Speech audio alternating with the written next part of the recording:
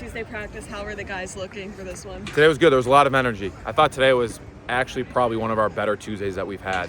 Usually it takes a minute, especially with the new defense, to get moving, and then hopefully you want to clean things up by Thursday. But today I thought they were really locked in from the assignment, technique, and really the energy aspect.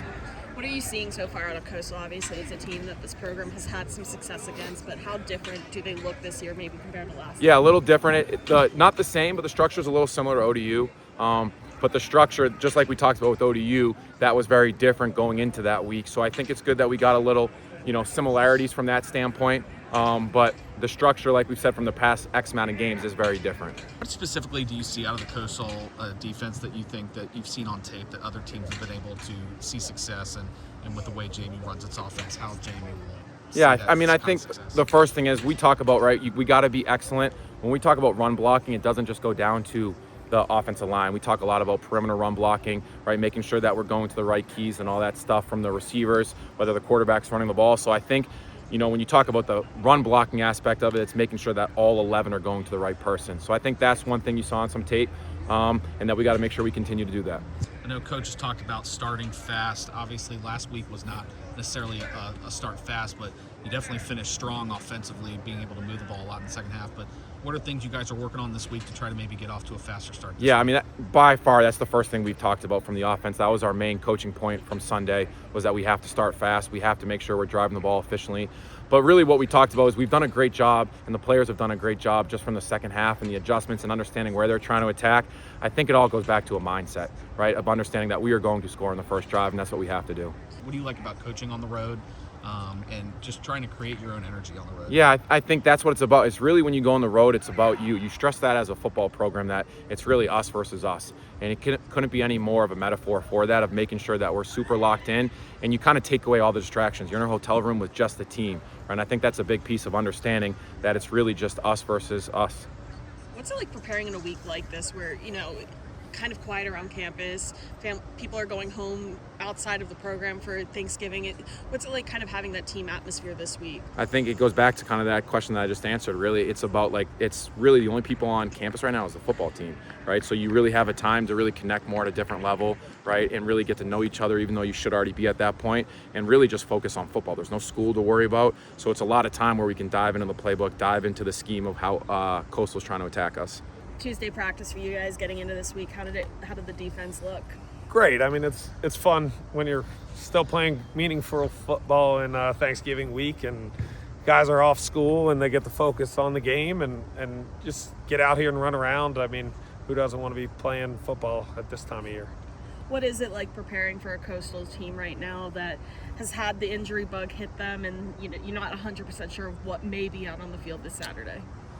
Yeah, I mean, until last week, they scored 40 points in 4 straight games. So I don't know that I worry about too much of the injury bug or anything like that. I just think it's a good football team. They're already bowl eligible. They score points. They find ways to score points. I think they're extremely creative on the offensive side. I think their staff does a good job of dealing the hand they're dealt and finding a way to be, really effective on offense. So we got to do a good job. We got to be locked in on some of the different personnel things that they have, and we have to play really hard, continue to fight. What's impressed you so far about them on film? Their explosive play ability. I think, they do it a number of different ways. They find it in the run game. They find it in the pass game. Their trick plays have been explosive. And, I mean, when you have a staff that is creative enough to create those explosives, it always keeps you up at night, because we know, our Achilles heel as a defense has probably been some of the explosive plays, and we can't allow them to happen this week.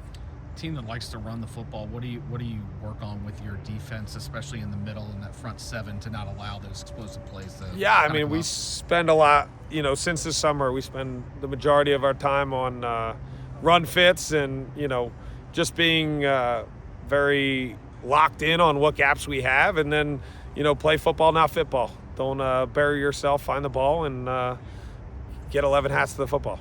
Playing a physical team like you did last week in Washington State, where it seemed like every run was extra yards after contact, what did you learn about your defense, especially in that second half, holding a team like that to just 3 points and helping your team win the football game? Yeah, I mean, their quarterback made it known that, you know, they only had 3 possessions in the second half. That's why they didn't score. So we got to do a better job. We got to do a better job tackling. We got to be more physical in our approach up front, and we got to get off blocks and make plays so they don't get those extra yards.